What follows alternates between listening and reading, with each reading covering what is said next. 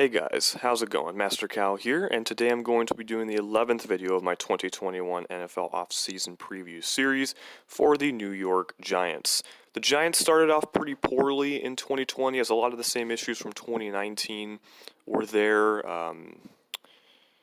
Turnovers from Daniel Jones, offensive line struggled, Saquon Barkley went down very early in the season with an ACL tear, defense underwhelmed, but as the season went on, the Giants' defense became much improved, and Daniel Jones also finished the season on a high note as the Giants just missed out on the NFC East division, which again, it was an extremely weak division, but the Giants were oh so close to making the playoffs, and we will see what they can do if they can seize an advantage in this division for next offseason. So the Giants have committed to Daniel Jones as the starter. Jones has had some good statistical games throughout his 2-year career, but he's also struggled a lot with especially fumbles, but also interceptions as well. So the Giants aren't going to go for Deshaun Watson. They aren't going to go for a veteran upgrade. They are going to go with Jones, and we will see how he does in year 3. And then Saquon at running back. Obviously, the ACL injury was a huge blow to him and the Giants' offense. Barkley hasn't quite gotten back up to his outstanding rookie season as he's dealt with some underwhelming play from the offensive line and whatnot, but we'll see what he can do in year 4. Nate Solder at left tackle. He did not play last year because he decided to opt out. Solder has been a major disappointment of a signing by the Giants after coming over from New England, as his play has significantly declined. Solder has contemplated retirement as well, so we'll see what the Giants do with him. He'll almost certainly be released, though. At left guard is Will Hernandez, second-round pick in 2018 out of UTEP. Hernandez has just been way too inconsistent and hasn't established himself, and he was benched, I believe, for Shane Lemieux, who was a 5th-round pick in 2020, so Hernandez is probably out of a starting job at this point. At center is Nick Gates, a former undrafted free agent who the coaching staff really likes, and he started and played every single snap for them at center. Right guard Kevin Zeitler, former Bengal, former Brown, who's for quite a while been one of the better interior guards in the NFL, and he still is a pretty good guard and an exception to the Giants' otherwise below-average offensive line play the past couple of years. And then at right tackle, I have Andrew Thomas listed. Thomas was the starting left tackle for the Giants last year because of Solder's opt-outs. The plan was for Thomas to start at right tackle, get acclimated to the NFL, and then shift over to the left side in 2021, in which case the Giants could obviously easily release Solder. But because of Solder's opt-out, Thomas was thrust into the starting left tackle spot early. Solder is almost a lock to be released at this point, and then Thomas will start at left tackle. And then the right tackle spot would fall to Matt Pierte, a 3rd-round pick in 2020 out of UConn. So we'll see if the Giants are comfortable with him as a starter or not. Wide receivers, Sterling Shepard, 2nd-rounder in, I think, 2016. He's not a dominant number 1 wide receiver, but he's pretty solid. He does have some injury concerns, but he did have a very good run at the end of the 2020 season. Golden Tate is their number 2. Tate, former Seahawk, former Lion, former Eagle. The Tate signing was a confusing one, to say the least, for the Giants, and it was a definite overpay. And Tate, safe to say, did not have a good season. He clashed with the coaching staff. He was put on the what is it called? The scout team during some practices, and so he's pretty much a lock to be released as well. And then their next up receiver is Cody Core, who did not play last year. He opted out. He's mostly been a special teamer in his time with the Bengals and the Giants. So beyond them, the Giants have Dante Pettis, a former 2nd-rounder of the Niners, who the Giants claimed off of waivers from the 49ers. Pettis had a couple good games to close out the 2020 season, which was important because he was buried in the depth chart in San Francisco. Disappointing, got waived. Giants claimed him off of waivers, but then he had a COVID, and it caused him to lose some weight, and he had to work his way back up to steam late in the season, and he actually contributed fairly well. And then you also got Darius Slayton in the slot, 5th rounder in 2019, who has a lot of chemistry with Daniel Jones. And then tight end Evan Ingram, 1st rounder in 2017, set to enter the 5th-year option of his rookie deal, which it's not guaranteed until the new league year. Ingram managed to stay healthy for most of last year, but he struggled with some drops in some key games. So we'll see if the Giants are going to keep him for one more year and have him bet himself, or if they're going to release him and find an upgrade elsewhere. On defense, the Giants have Dexter Lawrence, who was the 2nd of their 3 first-round picks in 2019, along with Daniel Jones, and then also DeAndre Baker, which that was a bust of a draft pick. But Lawrence has been a very good acquisition for them, a selection for them, as he had a pretty good sophomore season. And with some moving parts on the defensive line, he may be asked to play a bigger role in 2021.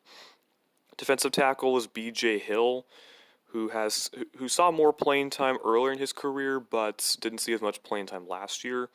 And then R.J. McIntosh, I think he was also a draft pick in 2018, so he's also entering a contract year, but he's also been buried on the depth chart and hasn't contributed much as a Giant. Outside linebacker, you got Lorenzo Carter, 3rd rounder in 2018. Carter didn't do much his first 2 seasons in the league. He had a really strong training camp, and there was a lot of optimism about Carter entering the season.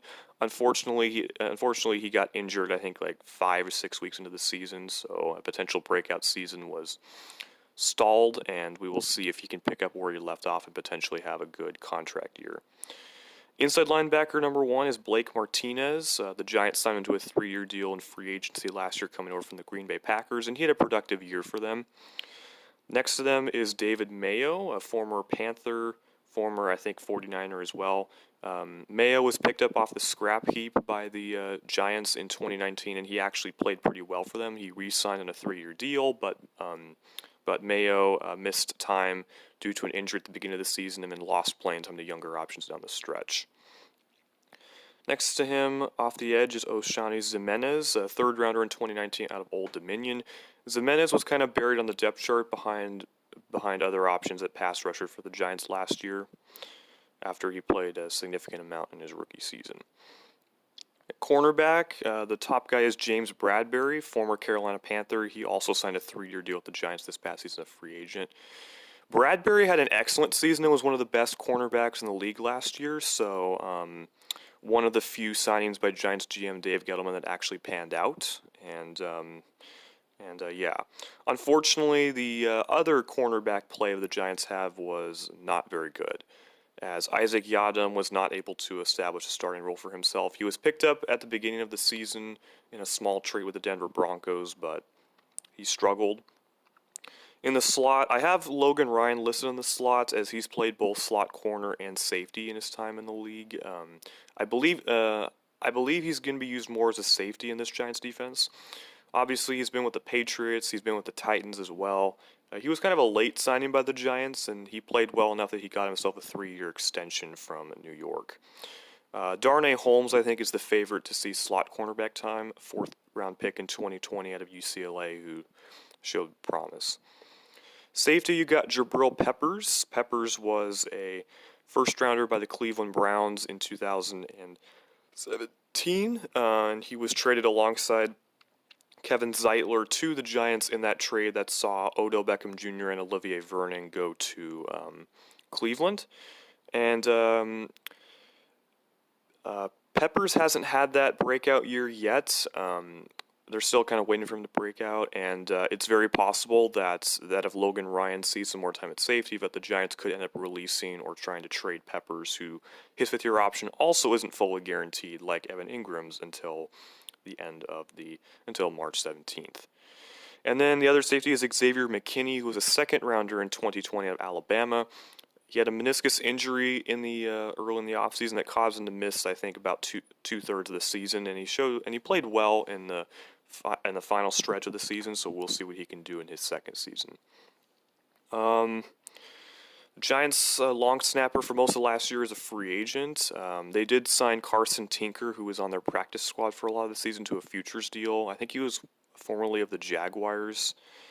Um, and yeah, Tinker probably played like 1 or 2 games I think for the Giants last year because of COVID. So, and we'll see if the Giants are going to roll with him. At punter, you got Riley Dixon. And then at kicker, you got Graham Gano. Gano was picked up from the Carolina Panthers after he was released, and he definitely solidified the Giants' kicking game. Like Ryan, he also got himself a contract extension mid-season. So their free agents, you got Leonard Williams, a former New York Jet who was traded to the Giants in 2019 at the deadline. The Giants then franchise tagged him, and Williams had easily his best season as a pro, and so the Giants are definitely going to want him back, although whether they agree to a long-term deal or whether they have to franchise tag him again will remain to be seen. Outside linebacker Kyler Fackrell, former Green Bay Packer. Fackrell posted double-digit sacks with the Packers in 2018, but then was buried on the depth chart in 2019 behind Zadarius Smith and Preston Smith. And so he took a prove-it deal with the Giants, and he had an okay-ish season. He missed some time due to injury. Tackle Cameron Fleming, who was their right tackle for a lot of the season, but he struggled for the most part. Backup quarterback Colt McCoy, who did lead the Giants to a victory over the Seattle Seahawks, though. Backup center Spencer Pulley. Safety special teams specialist Nate Ebner. Running back Dion Lewis. Defensive tackle Austin Johnson. Running back Devontae Freeman. Freeman was released by the Giants right after the season ended, and he caught on with Buffalo's practice squad. He currently remains a free agent now, with Buffalo not re-signing him. Defensive tackle Dalvin Tomlinson, who's one of the better run defenders in the game. The Giants would like to keep him as well, but it may come down to them having to decide between Williams and Tomlinson, and because Williams is a better pass rusher, that may get him the advantage, and Tomlinson may get priced out of New York. Defensive end Jabal Sheard, running back Alfred Morris, long snapper Casey Kreider, safety Adrian Colbert, running back Wayne Gallman, who got most of the playing time after the injury to Saquon. Linebacker Devontae Downs is a restricted free agent. He saw a lot of action as the starting linebacker next to Martinez, so the Giants will probably bring him back. The Giants have re-signed all 3 of their exclusive rights free agents, cornerback Madre Harper, tackle Jackson Barton, and wide receiver David Sills. And then finally, wide receiver C.J. Board is a restricted free agent. The Giants have less than $1 million of available cap space at the moment, so that's not a lot of flexibility. But the Giants do have ways of getting that flexibility. So we'll get to that in a second. But as far as the Giants' needs go, I would say their biggest need right now is finding another corner to pair with James Bradbury. Upgrading the pass rush, obviously with Leonard Williams and Dalvin Tomlinson and Kyler Fackrell, all free agents, they're going to need reinforcements there. And then they could probably use some reinforcements as well to the offensive line. If they do release Ingram, then they'll definitely need another tight end. So, potential cap casualties. Nate Solder is an obvious cut candidate given his play in 2018 and 2019 and his large contract. It's possible the Giants could see if they can try to get some kind of trade value for Will Hernandez, or they could cut him outright. Kevin Zeitler has also been mentioned as a cap casualty, which would be because of his cap hit, which is pretty large, as opposed to his play, which is still very good. I guess it depends on how much flexibility the Giants will have elsewhere and whether the Giants will be able to keep him. The Giants could alternatively sign him to an extension, because if they do release Zeitler, that means that either they'll have to find a replacement either in free agency or in the draft, or that means they'll keep Hernandez. Golden Tate will get cut. Cody Core will get cut and save a couple million in cap space. Evan Ingram could be released. That would save about $6 million in cap space. I think the Giants will cut backup tight end Levine Toilolo as well for $3.5 million in cap savings. Mayo will get released for a couple million in savings. And then also Peppers could get cut for about $6 million in savings. They could also cut Riley Dixon if they wanted to enroll with a younger option. They do have Ryan Santoso on a futures deal as a punter, so we'll see if the Giants want to go cheaper there. So again, their potential cap casualties are Solder, Hernandez, Zeitler, Tate, Core, Ingram, Toilolo, Mayo, maybe Isaac Yadam, but I think they'll keep him around maybe as a backup or to compete for a spot, and then maybe Peppers and maybe Dixon as well. So that's going to do it for this video. I hope you guys enjoyed and hope you'll stay tuned for the next offseason preview video.